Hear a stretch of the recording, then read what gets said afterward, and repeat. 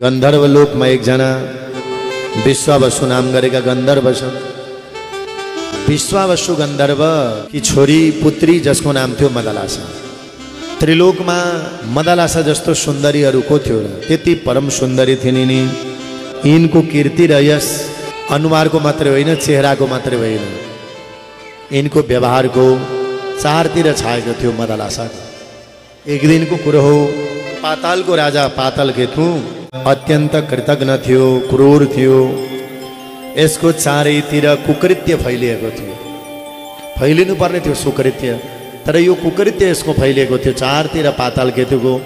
यसले सुनेको थियो मदलासा सबैभन्दा परम सुन्दरी छिन्, अत्यन्त राम्री छिन् भनेपछि उसले भनौँ म त आखिरी दैत्य हुँ, म आखिरी त्यसै पनि अत्याचार गर्ने भनेर भन्छन्। ती परम सुन्दरी त्रिलोकी सुन्दरी मदलासालाई अपहरण गरेर लिएर आउनु पर्यो अनि ल्याएर विवाह गर्नु पर्यो भनेर जबरजस्ती उसले के गरे त भन्दा मदलासालाई अपहरण गरेर लिएर आएर पाताल लोकमा बन्दी बनायो। एकजना राजा थिए जसको नाम थियो शत्रुजित। उनका छोरा जसको नाम थियो ऋतध्वज। ऋतध्वज नाम गरेका राजा थिए, युवा थिए। यिनको पराक्रम पनि चारतिर बढेको थियो, कीर्ति यश पनि फैलिएको थियो। को चाहिँ ऋतध्वजको पराक्रम चारतिर फैलिएको थियो। एक दिन के भयो भने यिनै ऋतध्वज नाम गरेका राजाका दरबारमा एकजना गालव नाम गरेका महामुनि ऋषि तपस्या गर्नुहुँदो रहेछ। अनि यो पातालकेतु दैत्य त्यहाँसम्म पुगेर ऋषि मुनि साधु सन्त देख्नै नहुने, उनीहरूलाई चिड्याउने, अपराध गर्ने, दैत्यहरू पठाउने, कहिले के गर्ने कहिले के अपराध गर्ने, यस्तै विघ्न गरे पछाडि एक दिनको कुरो हो, देव पुरुष प्रकट भए गालव ऋषिको अगाडि। र गालव ऋषिको अगाडि देव पुरुषहरू प्रकट भएर भन्ने गालव ऋषिलाई, हे गालव, यो देशमा राज्य गर्ने चक्रवर्ती सम्राट धर्मात्मा पराक्रमी ऋतध्वज छन्, उनलाई लगेर यो हाम्रो एउटा घोडा छ, यो घोडा उपहार दिनु। कुवलयस्व नाम गरेको यो घोडा उपहार दिनु। यो घोडा आकाशमा पनि जान्छ, पातालमा पनि जान्छ। यो घोडामा बस्यो भने चारैतिर जहीँ पनि जान सकिन्छ। घोडा भए कस्तो भन्दा त्यस्तो घोडा देव पुरुषहरूसँग मात्रै हुन्छ। किन दियो त भन्दा त्यो पातालकेतुले मदलासा जस परम सुन्दरी भनेर ल्याएर अपहरण गरेर राखेको छ। गालव ऋषि जस्ता ऋषि तपस्या गर्दै हुनुहुन्छ।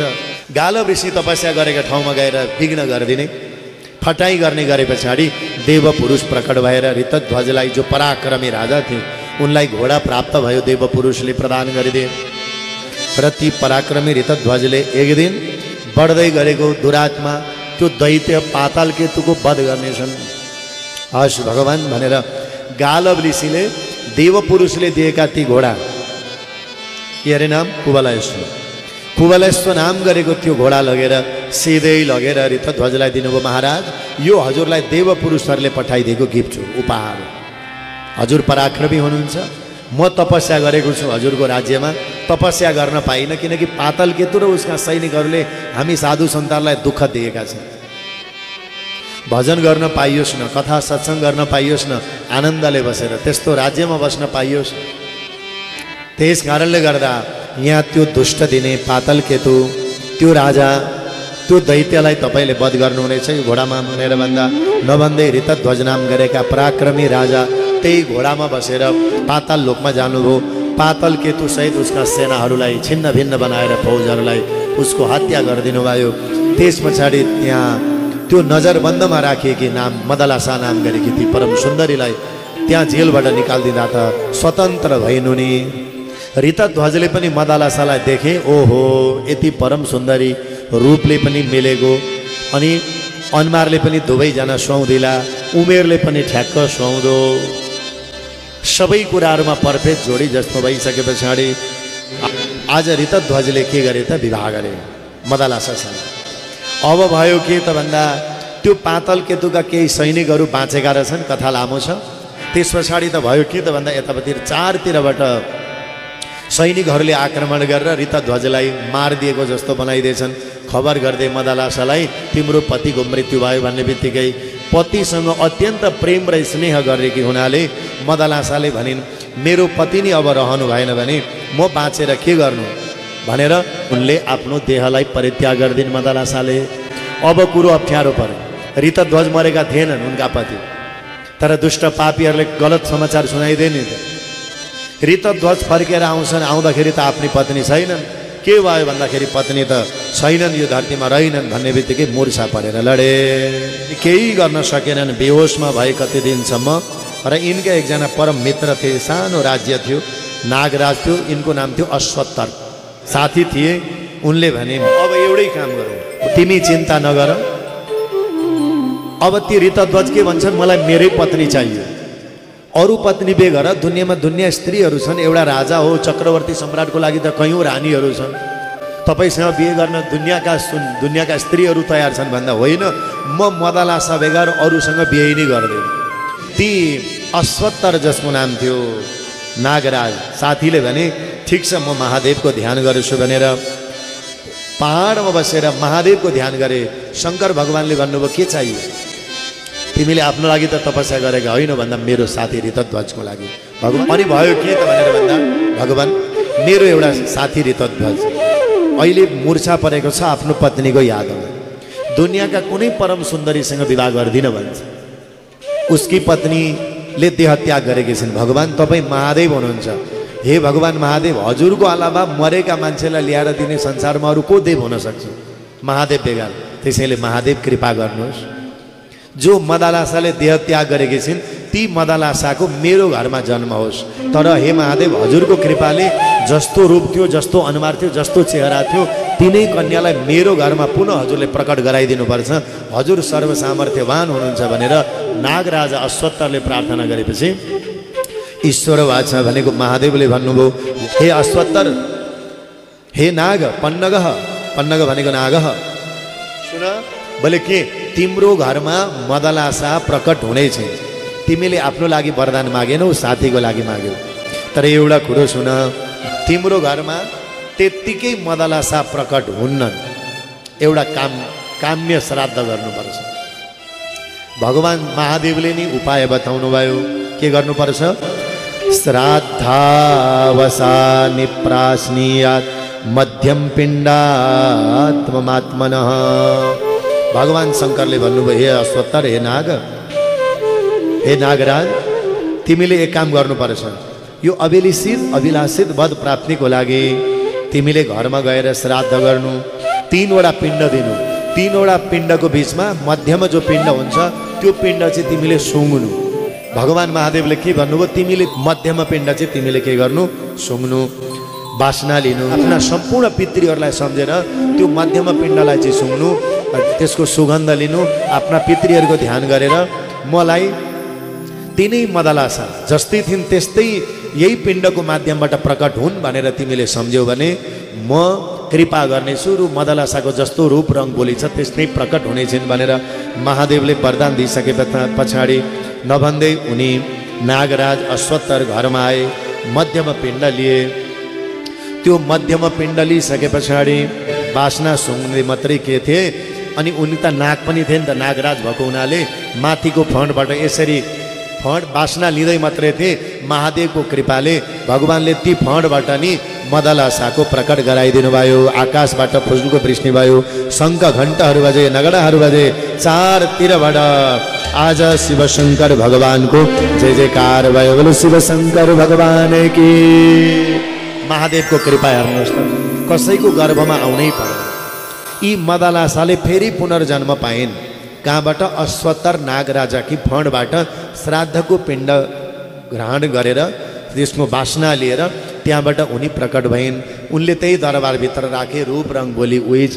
र आफ्नो साथी जो ऋतध्वज थियो नि, जो जतिखेर पनि मदलासा भनेर रोइ कराइरहन्थ्यो, अब उनले ल्याएर विवाह गराए। उनले ल्याएर भेट गराइदिने बित्तिकै उसको बेहोसीपन, एक प्रकारले तनाव, डिप्रेसन भनौँ न अहिलेको भाषामा, आफ्नो पत्नी गुमाउँदा उसलाई त्यस्तो भइसकेको छ। आज उसले आफ्नो पत्नी मदलासा पाउने बित्तिकै पूर्वका होसहरू, स्मृतिहरू सबै बढेर आए। खुसीका साथमा अब घर जम गरे, बस्न थाले। अब 4 जना छोराहरू भाइ यिनै मदलासाका। अब कथाले अर्को एउटा मोड लिन्छ सज्जन। यिनले लोरी गाउँथिन् आफ्ना छोराहरूलाई। यी त मरेर फेरि प्रकट भएकी हुन् मदलासा, दोस्रो जन्म भएको छ। यिनले मृत्युलाई देखेकी छिन्, त्यसैले अब आफ्ना छोराहरूलाई कस्तो ज्ञान दिँदैछिन्, कस्तो आमा भनेर ज्ञान दिने मदलासाले। दुनियाँमा कहीँ नपाउने ज्ञानहरू मार्कण्डेय पुराणमा छ मदलासाको। अब हामी त्यो कथातर्फ अग्रसर भएर कथा श्रवण गर्नेछौँ। भक्तवत्सल भगवान की। मदलासा र ऋतध्वजबाट पुनः पत्नी प्राप्त गरे पछाडि पत्नीलाई अत्यधिक धेरै प्रेम गर्थे ऋतध्वजले। तर मदलासाले उनी त मृत्यु भएर फेरि शङ्करको कृपाले जन्मिएकी प्रकट भएकी हुनाले उनले त्यति धेरै गाढा प्रेम गर्न छोडिन्। एकचोटि साँच्चै मृत्यु लोकमा पुगेर मरेर आए पछाडि सत्य बुझे पछाडि त माया त्यसै कम हुन्छ। एकचोटि राधे राधे भनिदिनु न सबैजनाले। त्यसैले पतिले चाहिँ उत्तिकै प्रेम गरे, पतिलाई त थाहा छैन, तर मदलासालाई थाहा थियो र यिनले त्यति धेरै प्रेम गरिनन् जति पहिले आफ्नो पतिलाई प्रेम गर्थिन्। पहिले त यही पतिको मृत्यु भयो भनेर मरेकी होइनन् त, सती गएकी होइनन्, तर त पतिको त मृत्यु भएको रहेनछ। त आज फेरि महादेवको कृपाले पुनर्जन्म हुँदाखेरि अब यिनले त्यति प्रेम गरिनन् संसारमा। संसारमा हामी बस्नुपर्छ, तर संसारलाई चाहिँ हामी भित्र राख्नु हुँदैन। थाहा छ, संसारलाई भित्र राख्नु हुँदैनको अर्थ संसारका यी हरेक सुविधा, संसारका सबै सुख सुविधा मात्रै मैले प्राप्त गरौँ, मलाई मात्रै प्राप्त होस् भन्ने चिज राख्यौँ भने संसारमा उत्तम गति हुँदैन। मदलासाको यो भाव थियो र व्यावहारिक जीवनमा थिए उनी, व्यवहार त गर्नै पर्यो, किनकि उनका पत्नीप्रति अति स्नेह गर्दथे। यो संसारमा पनि हामी बस्नु छ, तर संसारका हरेक चिजहरूलाई हामी भित्रै राख्न खोज्यौँ भने हामीलाई पनि अनेक प्रकारका छिद्रहरू, अनेक प्रकारका दोषहरू देखिन्छ। आज यो चाह थियो मदलासा। पहिलो सन्तान जन्मियो अरे, पिताजीलाई कौतूहल भयो ऋतध्वजलाई। अनि मदलासा ती थिइन्, उनी त साइलेन्ट थिइन्, शान्त थिइन्। ऋतध्वजले भने मेरो पहिलो छोरो जन्मियो, पहिलो छोरोको नाम राख्नु पर्यो म। उनले केही बोलेकी थिएनन् मदलासाले। अनि पिताजीले नामकरण गरिदिए, विक्रान्त इति धीमतः। विक्रान्त नाम राखिदिए। सुन मदलासा, मैले मेरो छोरोको नाम विक्रान्त नाम राखेँ भनेर पत्नीलाई सुनाएका थिए। पत्नी मदलासा त्यो नाम सुनेर बडा जोडसँगले हाँस्न थालिन्। मजाले निकै बेर हाँसिसके पछाडि राजालाई अलि नराम्रो लाग्यो। छोराको नाम सुनेर त आहा भन्नुपर्ने, यस्तो भयो यस्तो राखौँ भनेर भन्नुपर्ने, तर मदलासाले अहिले के भनिन्, विक्रान्त नाम राख्ने बित्तिकै उनी मनमा प्रसन्न भएनन्, केवल उनले हाँस्न मात्रै थालिन्। उनले मनमा नै सोचिन्, राजन तपाईँ क्षत्रिय हुनुहुन्छ, तपाईँ क्षत्रिय भएर आफ्नो छोराको नाम बलवर्धन राख्नु, पछाडि बल शब्द राख्नु, पौरुषत्व राख्नु, यो त सांसारिक हो। उनको मदलासाको भाव यो थियो। अब बच्चा त जन्मे पछाडि रुन्छ नि, त्यो बच्चा रोए पछाडि भन्न थालिन्, किन रोगो बाबु त, यो पाँच भौतिक शरीर तँलाई मिलेको छ, त किन रोगो, नरो न। तर दुनियाँमा मदलासा एउटी आमा हुन्, यस्तो लोरी गाइन्, छोराहरू जन्मिने बित्तिकै मेरा कोखबाट जन्मेका छोराहरू दुनियाँका अरू कुनै आमाको गर्भमा नजाउन्, यो पञ्चदेहले मिलेको यो शरीर, यो नाम राखेर तिम्रा बुबा खुसी छन्, तर यो तिमीलाई संसारमा चिन्ने नाम हो, तिम्रो आत्मालाई तिमीले चिन भन्ने खालको लोहरीका श्लोकहरू गायन गरेकी छन्। यहाँ बहुत सुन्दर सुन्दर छ। पहिलो सन्तान जन्मियो, आत्मबोध खालको लोहरी गाउँथिन्। अनि खेलाउन भनेर माग्थिन्, छोराहरू जब रुन्थे उनले दोहोरी गाउँथिन्। अब अर्को दोस्रो पनि छोरो जन्मियो, सुन्नु है। दोस्रो छोराको नाम राजा ऋतध्वजले के राखे, बोले सुबाहु नाम राखे। के अरे नाम भन्नु त, सुबाहु। उनले त आफ्नो राजपाट सम्हाल्ने एउटा राजाले छोरालाई राजै त बनाउँछ नि। तर मदलासाले उनको आत्मालाई पहिचान गरिरहेकी छिन्, फेरि जन्मेर आकी हुन्, मैले बार बार भन्दैछु, त्यही भएर नाम सुनेर हाँसिरहेकी छिन्। सुबाहु जब नाम राखियो, सुबाहु नाम राख्ने बित्तिकै फेरि जोडसँगले हाँस्न लागिन्। राजालाई अच्छा लागेन यो कुरो, खासै राम्रो लागेन। नाम राख्ने बित्तिकै पत्नी हाँसिन् बार। चलो यिनको स्वभाव होला, उनले केही भनेनन्, पत्नीलाई प्रेम गर्थे, जे गर्दा पनि उनलाई राम्रै लाग्थ्यो आफ्नो पत्नीको व्यवहार। पाँच भौतिक देह हो, पाँचैतिर बाँडिएर जान्छ, तिमी शुद्ध हो बुद्ध हो यही भन्दै खेलाउँदैछ, लोरी गाउँदैछ। तेस्रो छोरोको नाम राखिन्, जसको नाम थियो शत्रुमर्दन। एउटा क्षत्रियले त आफ्ना शत्रुहरूलाई पनि मर्दन मार्नुपर्छ, नाम त ठिकै हो। क्षत्रियको छोरोको नाम शत्रुमर्दन, कुन बेटी गोरा। तर मदलासाले फेरि हाँस्न थाले, फेरि खित्का छोडेर हाँस्न थालिन्। चौथो छोरो जन्मियो, राजाले दिक्क माने, चौथो छोरोको म नाम राख्दिनँ, जब जब छोराहरू जन्मिन्छन् नाम राख्छु म, तब यिनले हाँसिन्। अब चौथो छोरोको नाम चाहिँ यिनै मदलासालाई राख्न दिन्छु भने ऋतध्वजले तिमी आफू चौथो छोरोको नाम राख, यो अन्तिम पुत्र पनि हो। सत्सङ्गले हामीलाई के दिन्छ? मृत्यु पछाडिको पनि बोध दिन्छ सज्जन। यहाँ त त्यस्तो ज्ञान मिल्दछ। अच्छा, अब उनले तुरुन्तै नाम राखिदिन्, महाराज चौथो छोरोको नाम मलाई राख्न दिनुभएको? भले चौथो छोरोको नाम मलाई राख्न दिनुभएको भने चौथो छोरोको नाम म राख्दछु। बोले के नाम भन्दा यो छोरोको नाम अलर्क हुनेछ। अलर्क। राजा छक्क परे, क्षत्रियको त नामै छैन, क्या हो अलर्क भनेको भनेर मदलासालाई सोधे के हो नाम, यो नामको अर्थ के हो, यो अलर्कको अर्थ के हो? यो त क्षत्रिय वंशमा जन्मेको, राजपाट सम्हाल्नुपर्छ, अलर्कको नाम किन राखेको, यसको अर्थ के हो भन्दा मदलासाले भनिन् अलर्कको अर्थ हो पागल कुकुर। कस्तो नाम छाने कि यिनले? वास्तवमा हेर्नु यही त हो अलर्क नाम। यो के हो भन्दा पागल कुकुर सङ्केत हो उनको। किन? चौथो छोरोको नाम मलाई राख्न दिनुभयो। राजा चाहन्छन् रानीबाट, यानि कि चारवटा तीनटा छोराहरूलाई वैराग्य बनाइन्।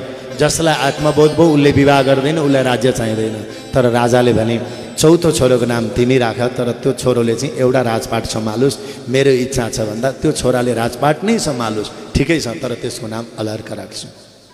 अलर्कको अर्थ पागल कुकुर।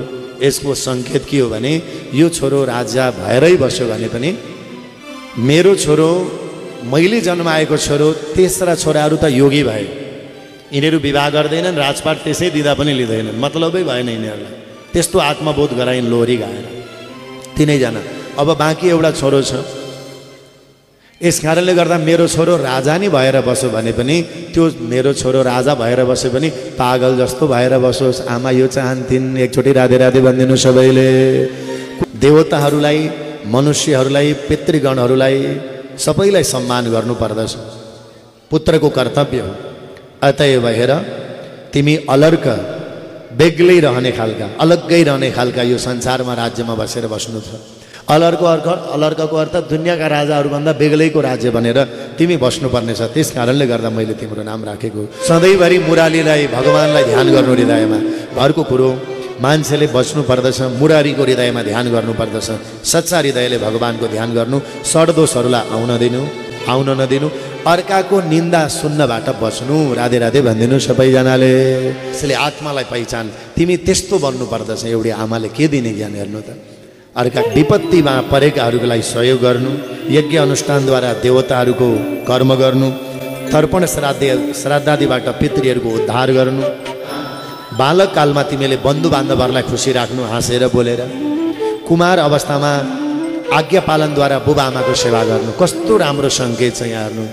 विवाह हुन्छ, उसले आफ्नो पत्नीसँग रहेर आफ्नो कुलको पनि हित गर्नु पर्दछ। अनि वृद्ध अवस्थामा गएर मनुष्यले वनवासी भएर भगवान्को भजन गर्नु पर्दछ, अथवा घरमै बस्दाखेरि पनि वनमा बसेको अनुभव गरेर भजन गर्नु पर्दछ।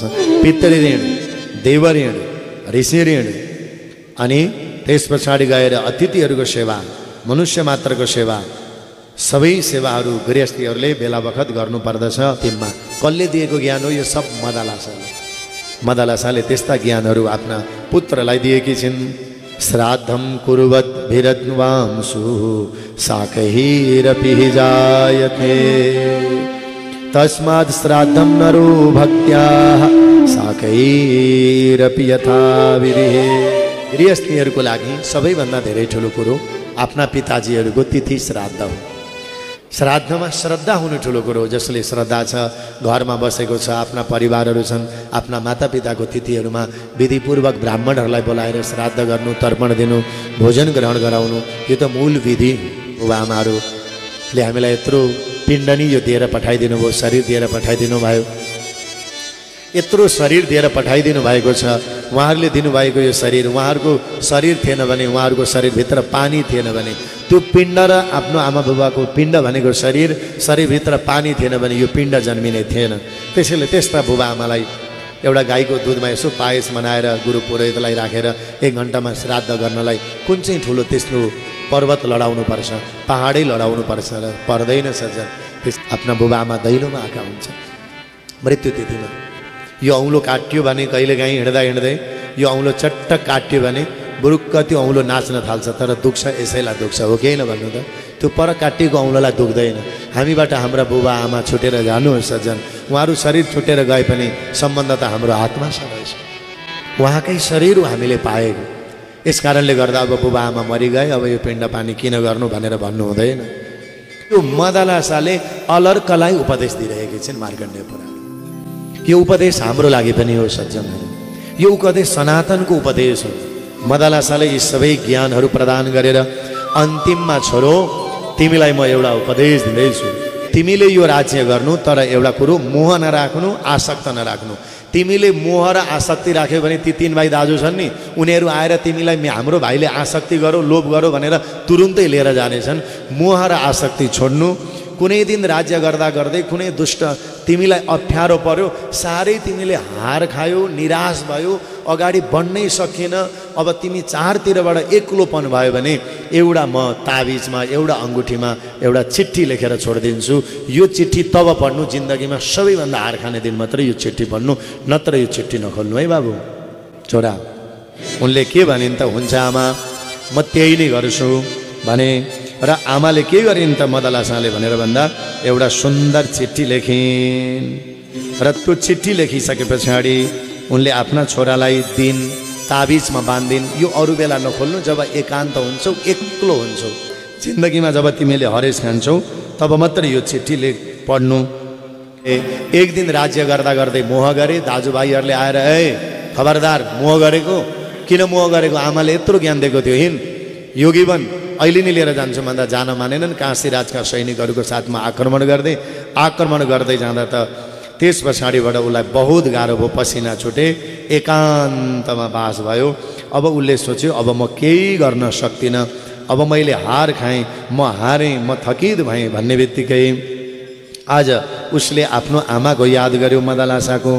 र मदलासाको याद गर्दै उसले भन्यो, आमा तपाईँले मलाई अन्तिम अवस्थामा जप्नको लागि, अन्तिम अवस्थामा साह्रै संसारबाट हार खाँदा, चारतिरबाट दुःख हुँदा सोच्नु कोही भएन भने एकान्तमा भज्नु जप्नु भनेको हुनाले अहिले मैले साह्रै विपदको अवस्थामा छु, एक्लो छु।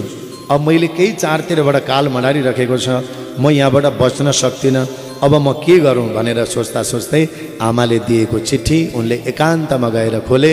त्यो ताबिजबाट खोलेर हेर्दा सङ्ग सर्वात्मना त्याज्य, त्यो चिट्ठीमा लेखेको छ। त्यो चिट्ठीमा के लेखेको छ, सङ्ग सर्वात्मना त्याज्य। बाबु एउटा कुरो त्याग्नु पर्यो भने तिमीले संसारका व्यक्तिहरूलाई नत्याग्नु, आफ्नो गुण दोषलाई हेरेर परित्याग गर्नु पर्दछ। संसारलाई त्याग्नै पर्यो भने त्याग्नु, तर आत्मालाई नत्याग्नु। यति भरिपूर्ण ज्ञान थियो त्यो चिट्ठीमा।